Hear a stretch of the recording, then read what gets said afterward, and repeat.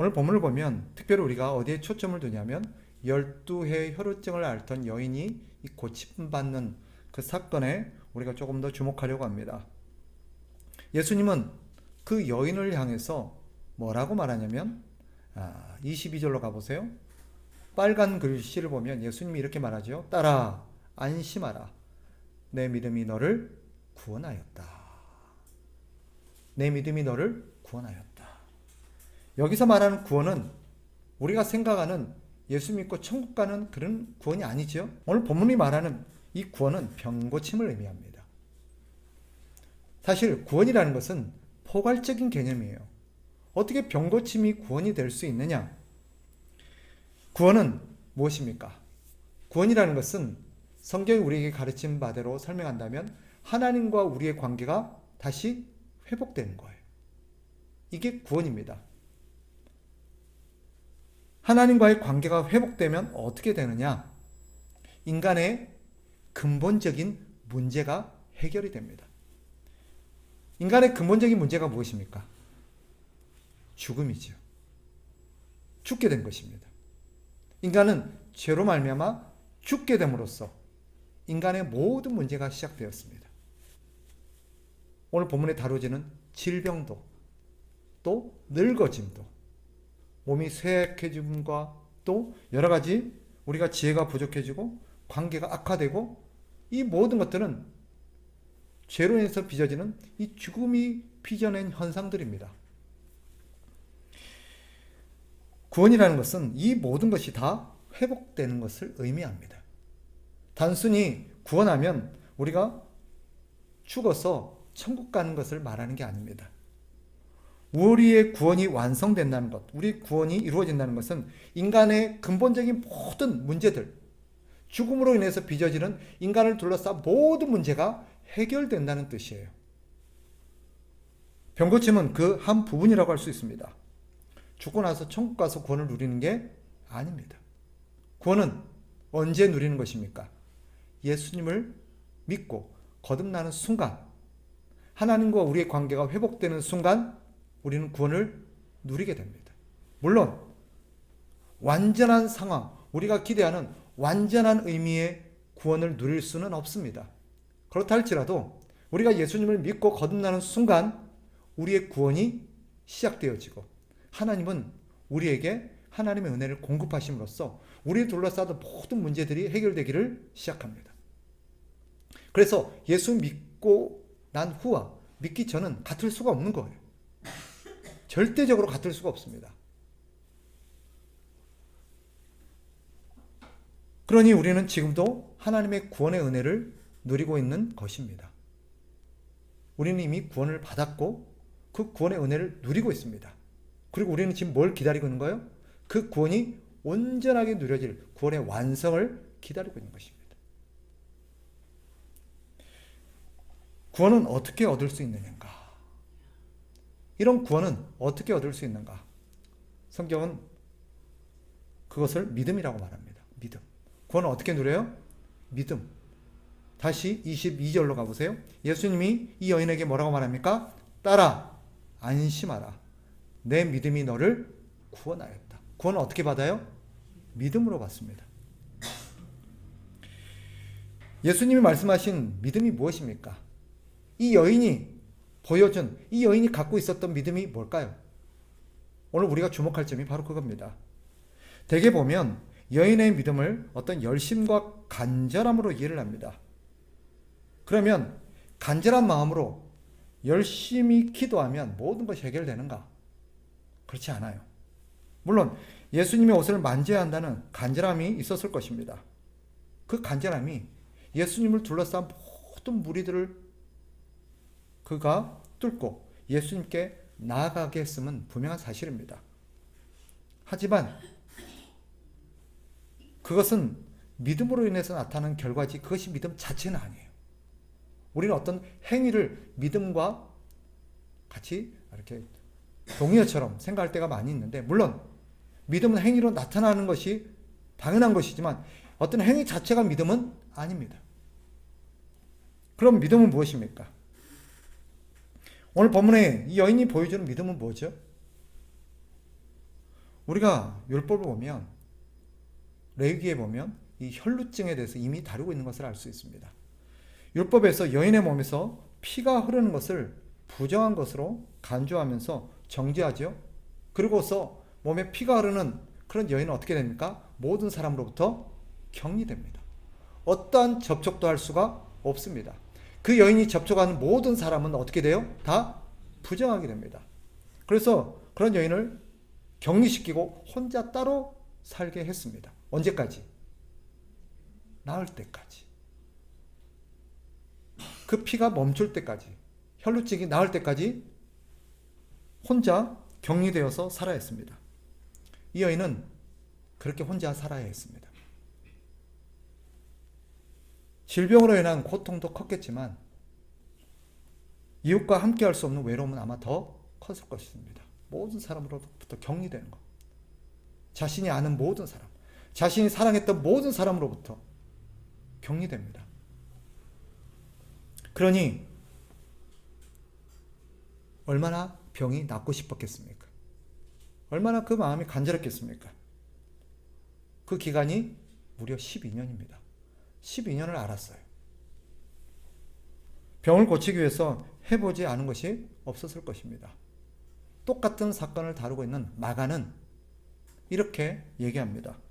마가복음 5장 26절에 보면 많은 의사에게 많은 괴로움을 받았고 가진 것도 다 허비하였으되 아무 효험도 없고 도리어 더 중하여졌던 자예. 그 병을 고쳐보겠다고 얼마나 많은 의사를 만났겠으며 얼마나 많은 시도를 해보았겠습니까? 그러는 가운데 모든 재산이 다 탕진되었습니다. 그런데 병은 점점 심해졌습니다. 그러니 예수님에 대한 소문을 들었을 때 이 여인의 필사적인 몸부림은 이해할 만하죠. 그죠? 그녀가 예수님을 찾아서 예수님께 다가가서 그의 몸에 손을 댄다는 것은 죽음을 각오했어야 했습니다. 그녀는 돌에 맞아 죽을 각오를 하고 예수님께 다가간 것입니다. 그러나 우리가 주목할 것은 행위 자체가 아니라 그녀가 예수님의 옷을 만지려고 했었던 그 마음의 의도입니다. 왜 여인은 예수님을 그토록 만지려고 했을까요? 두 가지 이유 때문입니다. 그게 바로 믿음입니다. 그게 뭐냐? 바로 자신이 더 이상 할 수 있는 것은 아무것도 없다는 믿음. 이 여인은 12년 동안 자기가 할 수 있는 것 모든 걸 다 해봤어요. 더 이상 자기가 할 수 있는 게 아무것도 없다는 것을 깨달았습니다. 그녀가 예수님을 향해 나아가서 예수님의 옷을 만지러 갔을 때는 어떤 마음이 있는 거예요? 더 이상 내 힘으로는, 내 방식으로는, 내 능력으로는 할 수 없다라는 마음이 담겨 있는 것입니다. 또 그녀가 모든 것 위험을 무릅쓰고 예수님을 필사적으로 만나려고 했었던 그 의도에는 또 뭐가 있어요? 예수님이 아니면 안 된다는, 예수님만이 유일한 소망이라는 마음이 자리하고 있었습니다. 그녀의 행동은 그런 신앙 고백이라고 할 수 있겠죠. 믿음이 무엇입니까? 그래서 믿음은 오늘 이 여인을 통해서 보여지는 믿음은 바로 두 가지를 의미합니다. 첫째는 뭐예요? 내 힘으로는 안 된다는 믿음. 사람의 능력, 사람의 노력, 사람이 가지고 있는 힘으로는 안 된다는 믿음. 두 번째는 뭐예요?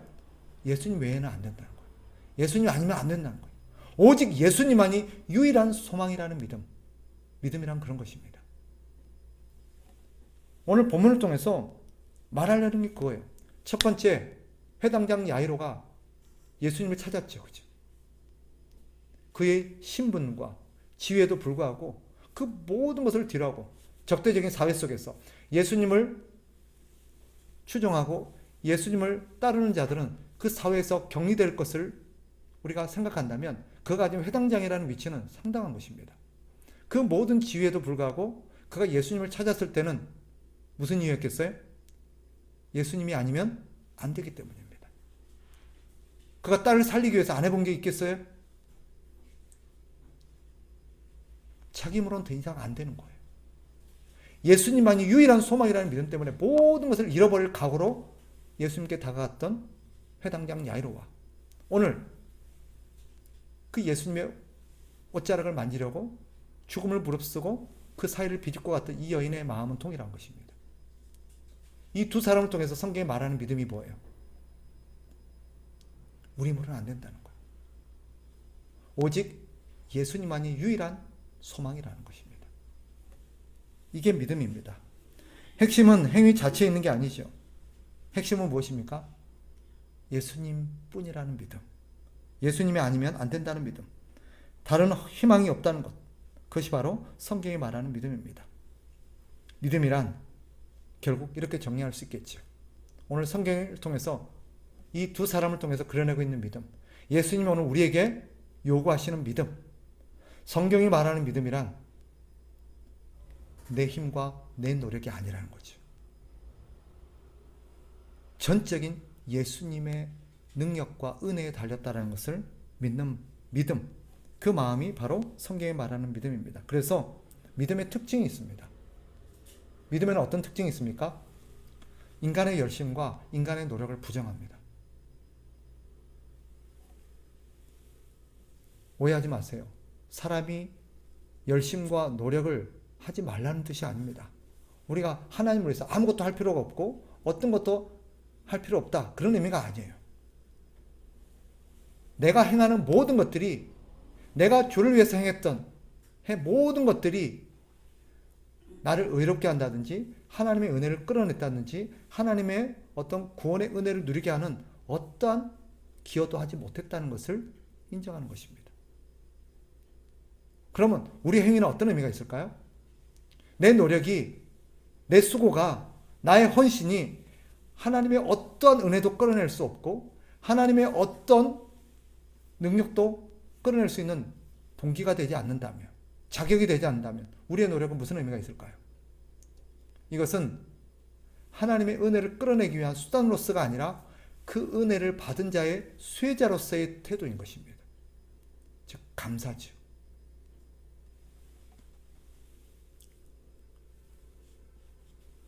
그럼에도 불구하고 우리는 하나님의 말씀에 순종하는 우리의 행동이 필요합니다. 그러나 그 행동 때문에 우리가 구원받은 것이라든지 하나님의 은혜를 입은 것은 아님을 우리는 기억해야 됩니다. 오직 주님께만 소망을 두고 주님께만 매달리는 것. 오늘 본문의 강조점은 그것입니다. 오늘 성경 우리에게 던지는 질문이 뭐예요? 우리에게 이런 믿음이 있는가? 그러기에는 오늘날 우리는 너무 배불러요. 그러기에는 오늘날 우리는 너무 수단이 많아요. 우리에게 예수님이 유일한 수단이라고 보기가 어렵습니다. 예수님은 우리가 가진 많은 수단 중에 하나인 게 아닌가 하는 생각이 들어요. 아직도 우리에게는 남은 게 많아요.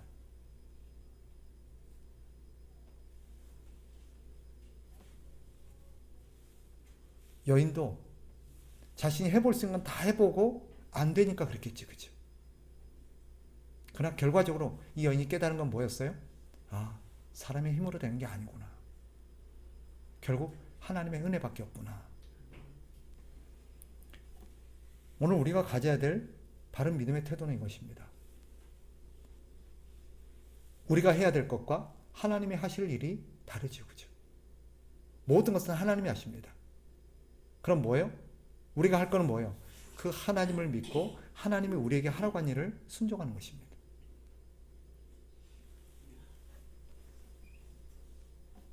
말씀을 정리하면 오늘 본문을 통해서 우리가 하나님 앞에 보여야 될 마땅한 믿음, 그 믿음의 태도는 뭐냐? 첫째는 하나님을 믿고 신뢰하는 것입니다. 우리 하나님이 전능하신 창조주심을 믿고 우리 하나님을 전적으로 신뢰하며 의지하는 것입니다. 우리 주님이 못 고칠 병이 어디 있겠으며 해결하지 못할 문제가 어디 있겠습니까? 그러니 우리는 주님을 전적으로 신뢰하고 주님께 맡겨야 합니다. 그 주님을 신뢰하고 맡긴다는 건 뭘까요? 그런 믿음은 우리에게 어떤 태도를 만들어냅니까? 그것은 우리는 전적으로 하나님께 모든 것을 의탁함으로써 하나님이 우리에게 하라고 하신 일을 우리는 순종하는 것입니다. 병은 누가 고쳐요? 하나님이 고칩니다. 그럼 우리는 뭐 하면 돼요? 그걸 믿음으로 하나님 앞에 나아가서 구하면 되는 것입니다.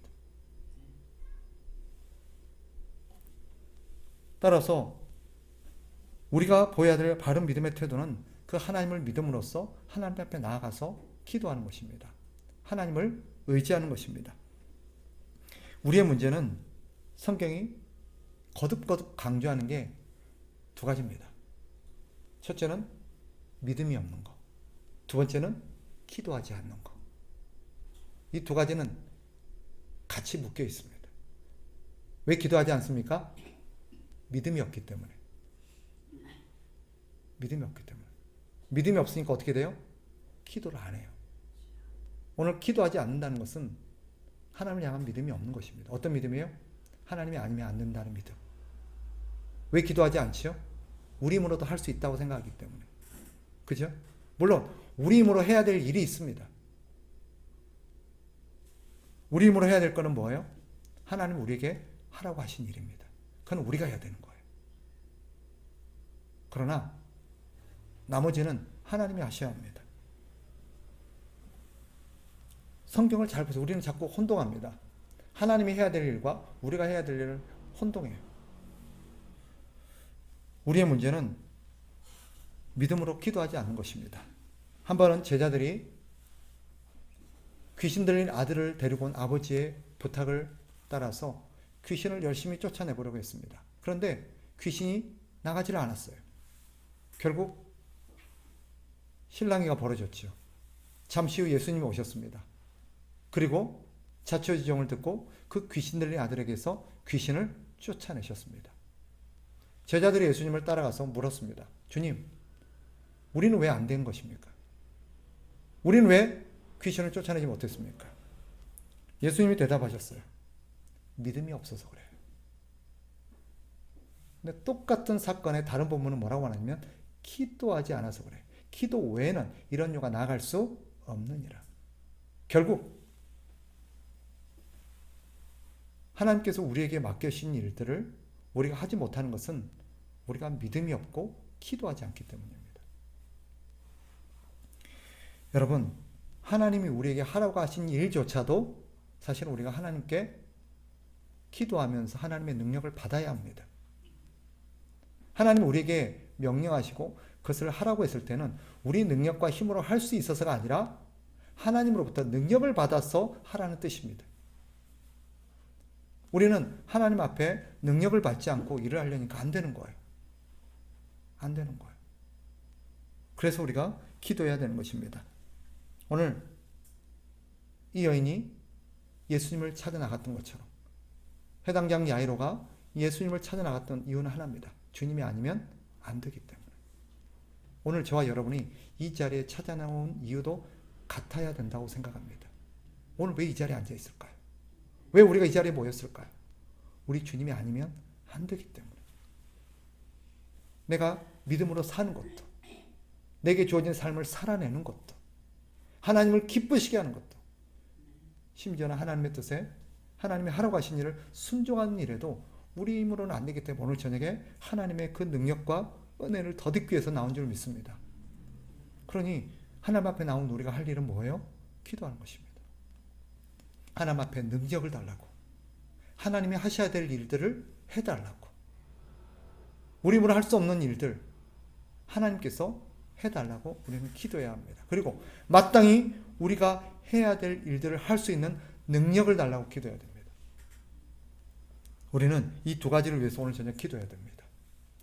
첫째는 하나님이 하셔야 될 일들, 하나님만이 하실 수 있는 일들을 하나님이 해달라고 기도해야 됩니다. 그것은 무엇입니까? 하나님만이 하실 수 있고 하나님이 하셔야 될 일들은 사람과 이 땅을 새롭게 하는 것입니다. 변화시키는 거예요. 사람을 변화시키고 세상을 변화시키고 이 땅이 새로워지고 모든 악이 제거되고 죄가 제거되어지고 이 땅에 하나님의 나라가 임하게 하는 모든 것은 하나님의 활동입니다. 우리가 해야 되는 것은 무엇입니까? 바로 그 하나님으로부터 능력을 받고 기도함으로 하나님 앞에 능력을 받아서 하나님께서 이 세상을 새롭게 하시는 일에 우리가 순종하는 것입니다. 사람은 하나님이 변화시키지만 그 사람을 변화시키도록 복음을 전하는 일을 우리에게 맡기셨어요. 그러나 복음 전하는 것조차도 우리 힘으로 되는 게 아니죠. 그죠? 우리는 이 둘을 잘 분별할 필요가 있지만 근본적으로 모든 것은 하나님이 하셔야 합니다. 그러니 오늘 저녁 기도합시다. 우리를 둘러싼 모든 문제가 사실은 하나님의 문제예요. 또 우리의 문제입니다.